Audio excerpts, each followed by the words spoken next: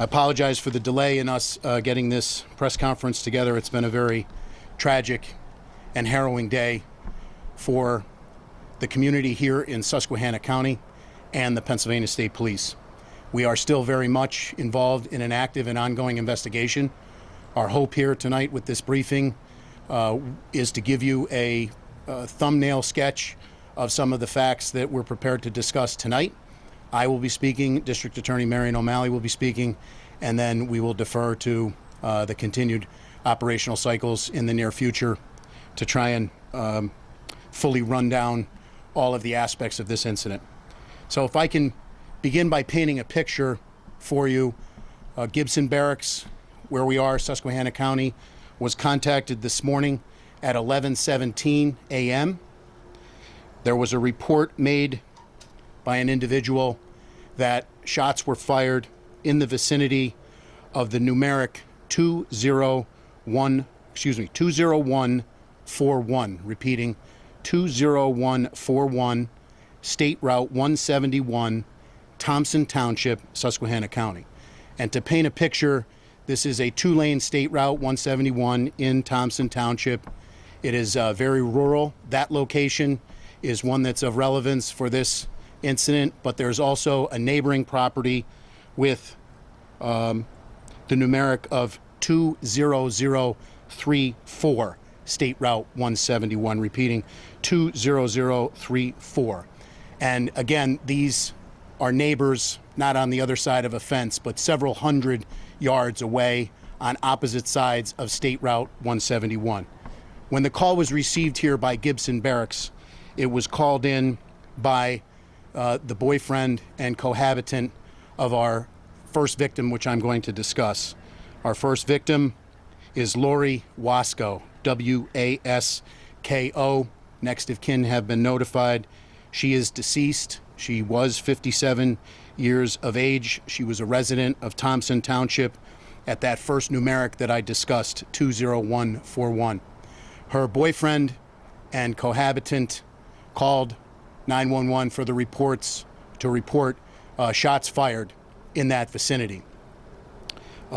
Miss Lori Wasko was shot and killed in front of that residence in the general vicinity of her vehicle. Some of these exact locations, I want to be sure that, given at this point in the investigation, we're still very much mapping the scene and trying to identify the exact sequence of events. But she had been shot. Two troopers were dispatched from PSP Gibson. The first trooper was Trooper Joseph Perechinsky, P-E-R-E-C-H-I-N-S-K-Y, repeating P-E-R-E-C-H-I-N-S-K-Y. He is a member of the Gibson Patrol Unit. His father, Joseph Sr., is a chief of police of Mayfield Borough in Lackawanna County. His brother is an officer with Archibald Police, also has a very strong law enforcement family. He has been a trooper for 6 years. He is single. The second trooper is Trooper William Jenkins, Jenkins III. He has been a trooper for 10 years. He is married and he is a father of 4. I will tell you, both of our troopers currently are stable, and with the help of the continued prayers of the community and their will to continue on, they will be with us, and we are extremely, extremely grateful for that. But back to the timeline of events, at 11:17, when that call came in by Miss Wasko's boyfriend, those two troopers responded. They responded along State Route 191 to try and ascertain the location of that threat of shots fired. The troopers made it out of their vehicle, and they were ambushed from a very good distance away. I don't want to quantify that pending further investigation, but they were ambushed by several rounds of rifle fire from a position of tactical superiority. Trooper Perechinsky was shot twice in the chest/torso area. Trooper Jenkins was shot twice as well, once in each arm.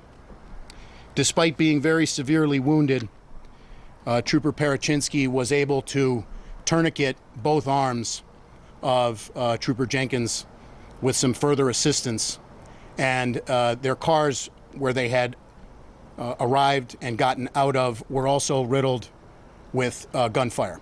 So I'm not prepared today to speak about how many rounds were actually fired. I do feel confident in saying several dozen rounds were fired in the continuity and the entirety of this incident. So our 2 troopers have been shot. 2 additional troopers were able to come in and evacuate them. We have another victim as well. There was an EMT who was working for Barnes-Kasson Hospital, driving a quick response vehicle, an SUV. He proceeded to respond very heroically to the call for shots fired. He was driving on State Route 171 when his vehicle was engaged with gunfire.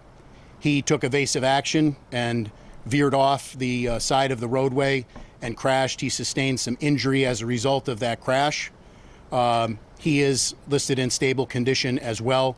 He was able to make it out of his vehicle, and he actually hid for fear that the actor would continue firing upon him.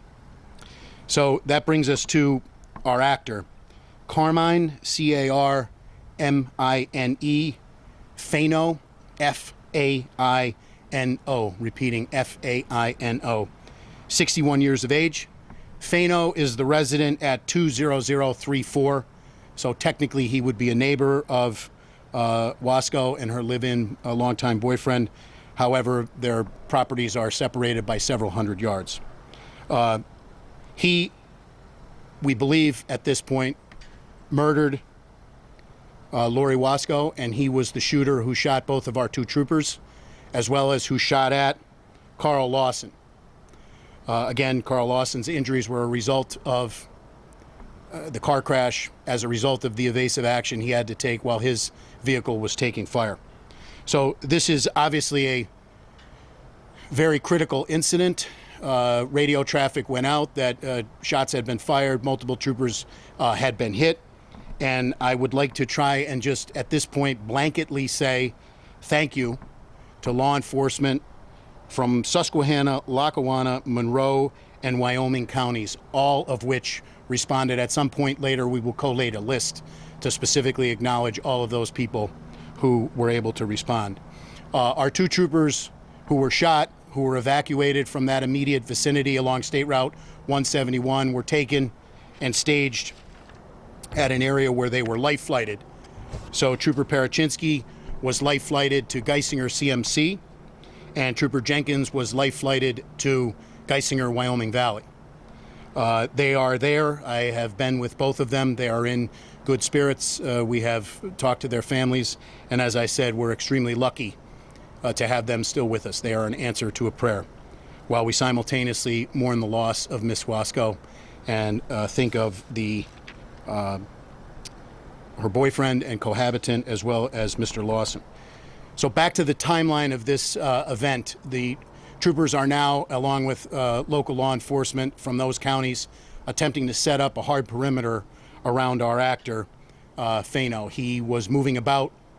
We attempted to use a drone, which he shot down actively with a firearm, and we were eventually able to get a secure perimeter around his location. Major Rodriguez's organizational segment, the Bureau of Emergency and Special Operations, encompasses PSP CERT, Special Emergency Response Team.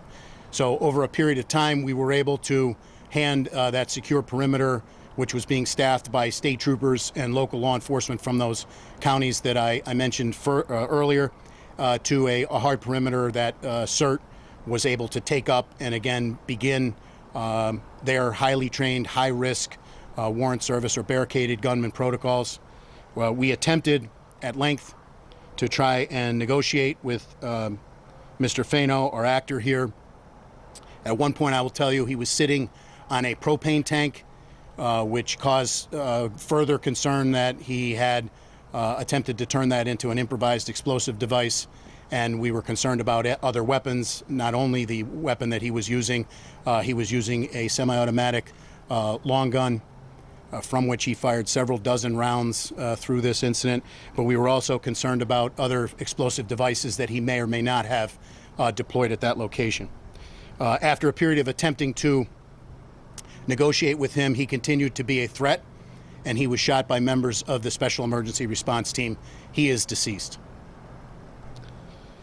So the perimeter still remains, and the processing by the Forensic Services Unit of the State Police is ongoing. We do currently have in place a Area 3 major case team from not only Troop R Dunmore, but also elements from Troop P Wilkes-Barre, Troop F Montoursville, and Troop N Hazleton to bring out the resources to bear to properly process and assess this entire scene. We are conducting a joint investigation with the Susquehanna County District Attorney's Office into the lethal force that was used to neutralize Mr. Fano.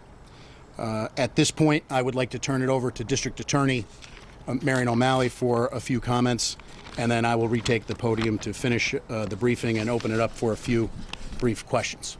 It needs not to be said, but I will say it. The Pennsylvania State Police relies on partnerships across the 67 counties of this Commonwealth every day to do the work that we have to do. The partnership that we enjoy here with District Attorney Marion O'Malley is second to none. We appreciate her being here. We appreciate the support that she has given our troopers who were injured, and we appreciate her support every day that she gives as we work for the victims, Ms. Wasco et al. Mentioned in this incident. So with that, I'll turn it over to District Attorney Marion O'Malley. Thank you. Good evening, everyone. As indicated, my name is Marion O'Malley. I am the Susquehanna County District Attorney. I want to begin by offering my sincere condolences, not only on my own behalf, but on behalf of every member of my office, to Ms. Wasco and her family. A truly tragic event. She was a member of our community. She was a worthwhile individual. She's someone who gave back to the community, and her loss will be felt by many people. As the Colonel indicated, my primary function here, given the fact that Mr. Fano is now deceased, will be to participate in the investigation and make the determination about the use of force in this case.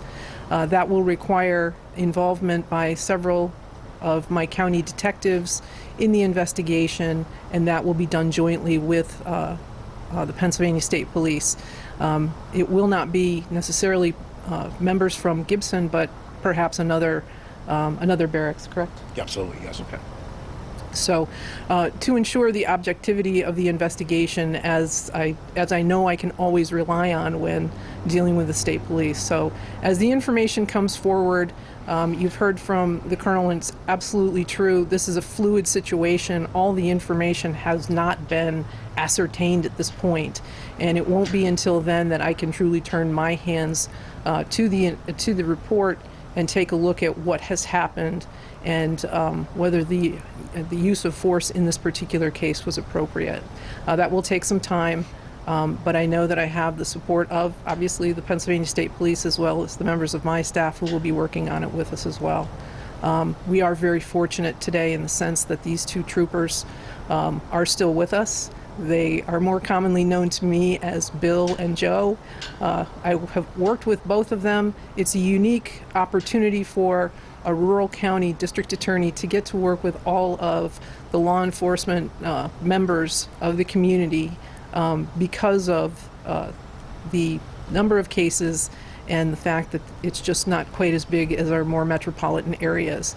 So that's an advantage to me because I get to know who I'm working with and how they work, and they learn to deal with me and how I work. It is a true partnership. These two gentlemen, I will be waiting anxiously for them to return to work, and I hope they do not consider this as an opportunity to avoid court appearances in the near future. So with that having been said, I will turn the podium back over to Colonel.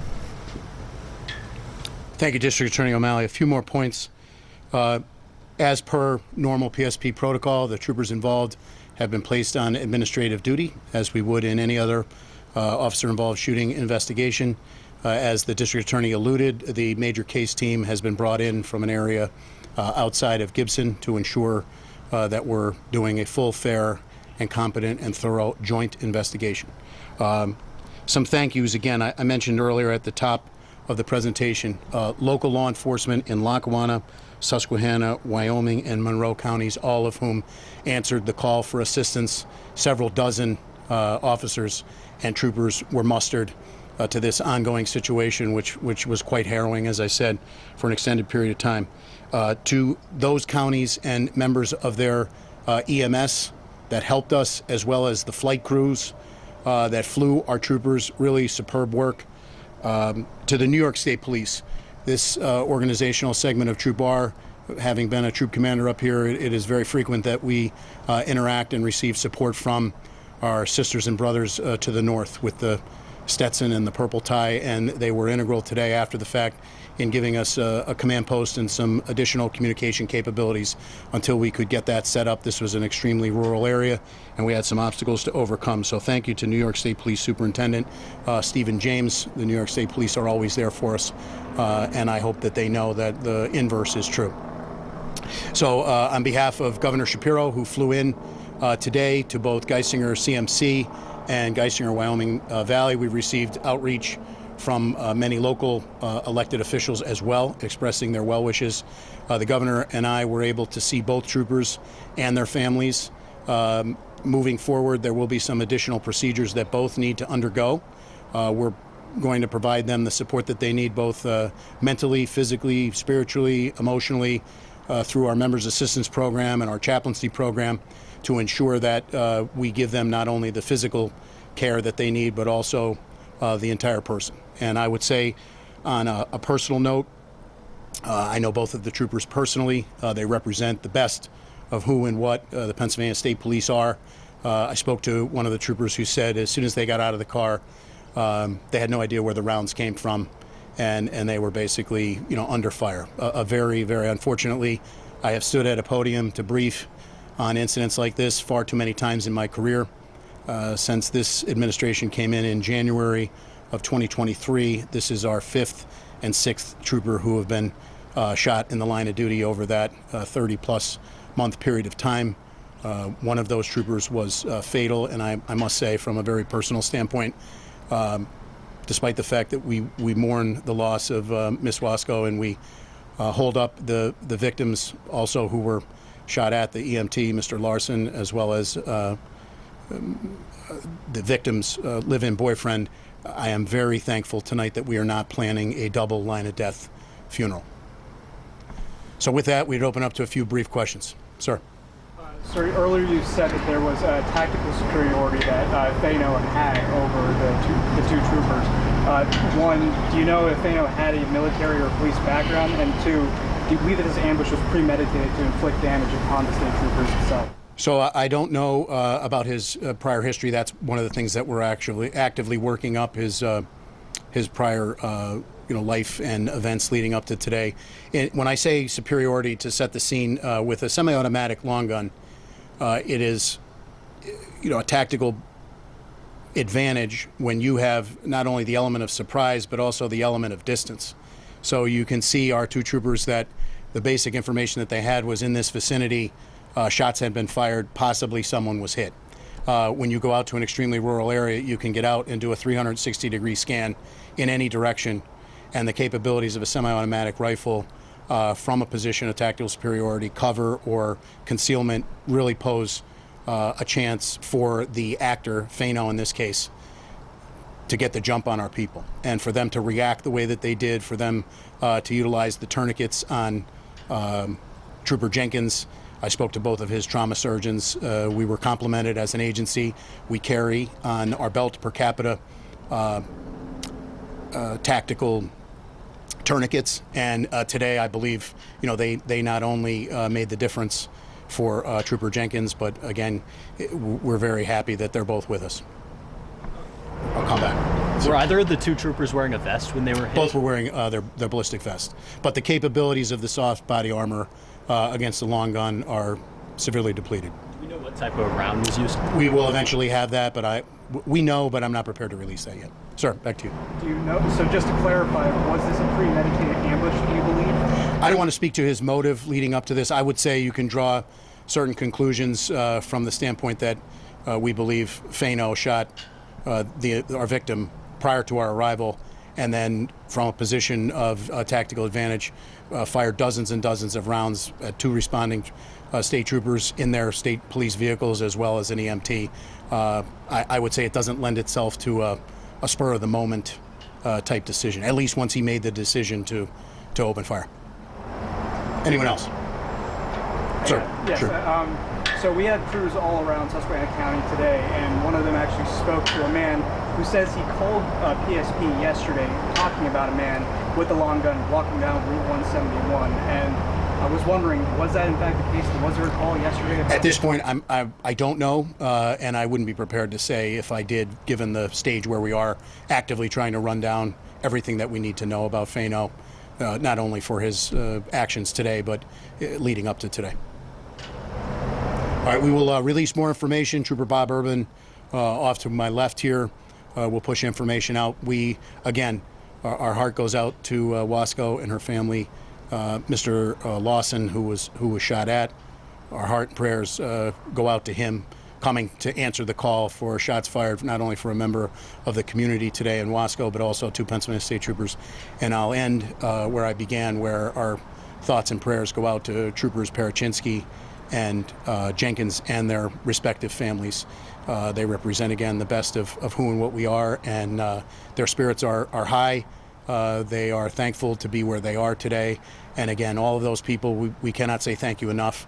We're the beneficiaries rather, of extreme law enforcement partnerships all over this great Commonwealth. We seek to build those on a daily basis. We talk about building those relationships brick by brick, and they pay dividends on days like today.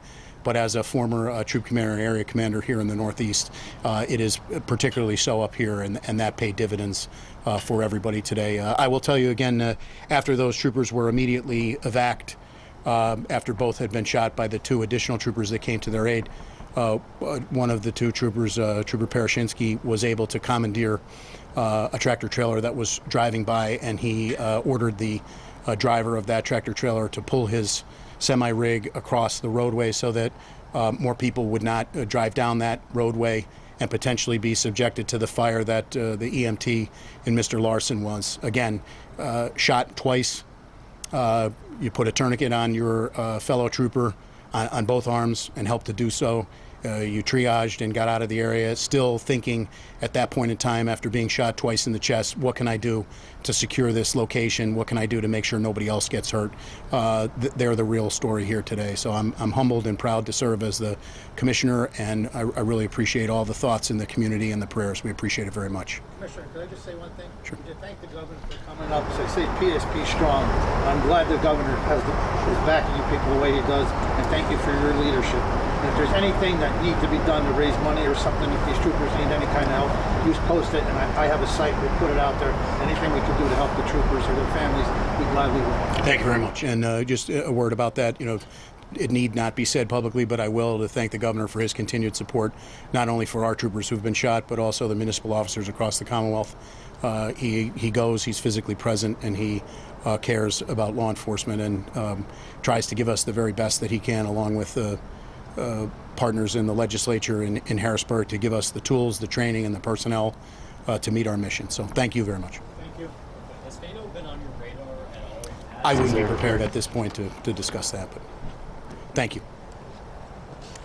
There's one more. That is Colonel Christopher one Parrish, more? the Commissioner of the Pennsylvania State By any Police. chance, you said that Thano was at some kind of propane tank. Was there anything found at that propane tank? So in addition to processing the scene, we had our hazardous device and explosives section, HIDES, which also operates under Major Rodriguez's organizational segment of BISO, to clear that out. And we're still in the process of fully clearing that area, any evidence of relevance to today's incident, but also if he had any additional explosive devices. But that has not slowed us down, but has caused us to be very diligent in the way that we're processing the scene in the event that he had prepared an explosive device.